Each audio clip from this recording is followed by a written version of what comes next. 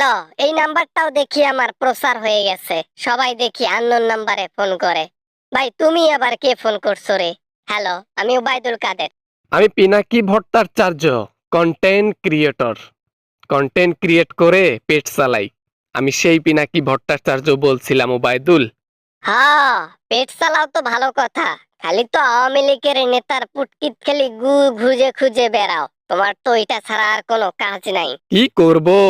এখন আওয়ামী লীগের নেতাকেতা যদি পিছনে গু নিয়ে ঘোরে তাহলে তো একটু হাসতাইতেই হয়। তাই আর কি, সবসময় পড়ে থাকি আপনাদের নিয়ে। আমাদের জন্য ভিডিও বানাইও না আর। আমাদেরকে যথেষ্ট বাস দিছো। তোমার যদি চ্যানেলের মধ্যে 100 ভিডিও থাকে তার মধ্যে 99টা আমাদের। বাংলাদেশে যদি শতকরা কোনো ব্যক্তিরা অপরাধ করে থাকে তাহলে আওয়ামী লীগের নেতাকেতা সবচেয়ে বেশি অপরাধী। 90শতাংশই দোষী। তোমার সাথে কথায় পারবো না ভাই। আমাকে ফোন করছো কেন সেটা বলো। তুমি তো আমাকে ফোন করার কথা না। আর আমার নাম্বারটা তুমি কোথা থেকে পাইছো সেটা বলো। ভালো করে মন দিয়ে খুঁজলে ডোনাল্ড ট্রাম্পেরও নাম্বার খুঁজে পাওয়া যায়। আর আপনি তো কাউয়া কাদের, সেকেন্ডও লাগে না আপনার মোবাইল নাম্বার খুঁজতে। কই আছেন এখন? সত্যিটা বলেই দেই, আমি এখন কই আছি। আমি মূলত সৌদি আরবে আছি। সৌদি আরবের মধ্যে থাকতেছি, খাচ্ছি। এখন কিছু করতে পারবা আমার? না না না, মানুষ শুধু জানলো যে আপনি কোথায় থাকেন, কোথায় খাচ্ছেন, কোথায় আছেন, কোন দেশে গিয়েছেন। এইটা একটু জানার ছিল, এই জন্য আর কি ফোন করা।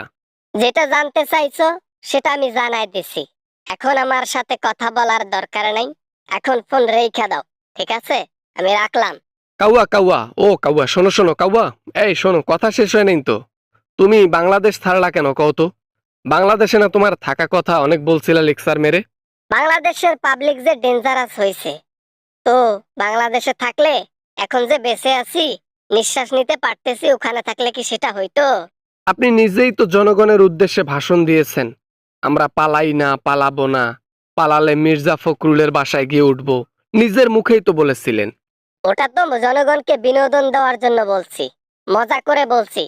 কে জানতো এই কথাটা একদিন সত্যতে পরিণত হয়ে যাবে। ওবায়দুল কাদের, তুমি তো মানি লন্ডারিং ভালোই করছো। ক্যাশ ক্যাপিটাল ভালোই আছে। টাকা পয়সা কেমনে কেমনে ইনকাম করছো আমার একটু বলবা? যেহেতু কেউ আমাকে ধরতে পারবে না তাই বলেই দেই, রাস্তাঘাট সেতু উন্নয়ন করেছিলাম। ওখানে 10% উন্নয়নের টাকা প্রয়োগ করতাম আর বাকিটা ক্যাশে রাখতাম। তার মানে একটা রাস্তার মধ্যে যদি 100 কোটি টাকা ব্যয় হইতো, সেখানে 10 কোটি টাকা খরচ করে বাকি 90 কোটি টাকা আপনার পকেটে রাখতেন, তাই তো? না না, 90 না, 95% টাকাই পকেটে রাখতাম, 5% উন্নয়ন করতাম। এই জন্য তো রডের জায়গায় কাবাড়ি দিয়ে রাস্তাঘাট করতাম। দেখো নাই?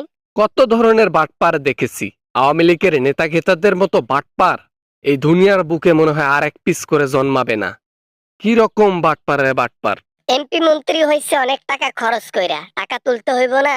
এই জন্য তো টাকার পেছনে লাগছি। জনগণকে টুপি পরাই পরাই কামাই করছি। অভিশাপ আছে, বুঝতে পারছো? জনগণের অভিশাপ, কষ্টের টাকা মেরে দিছেন না, এই অভিশাপটা কাজে লাগবে। খুব শীঘ্রই সেটা কাজে লাগবে। অভিশাপটা যাতে কাজে না আসে এই জন্য তো সৌদি আরবে আসছি, নবীজির দেশে আসছি, যাতে আমার উপর থেকে অভিশাপগুলো কেটে যায়। চকচক করলেই যদি শোনা হইতো, বাড়ির যে হাড়ি পাতিল আছে ওগুলা বাসায় বিক্রি করলেও কোটিপতি হওয়া যাইতো। কাউয়া কাদের মিয়া। এই বাংলাদেশি প্রবাসী দেখতেছে আমারে, এখন ফোন রাইখা দাও। মেসকি পরে ঘুরতেছি, তাও জানি কেমনে টের পায় আমি ওবায়দুল কাদের। এই পরিণতি তাহলে আপনার? সৌদি আরবে মেসকি পরে পরে ঘুরতেছেন? হ্যাঁ, আপনার চাইতে তো একটা হিজড়ারই সম্মান বেশি। কি বলতেছে, আওয়ামী লীগের আবার সম্মান আছে?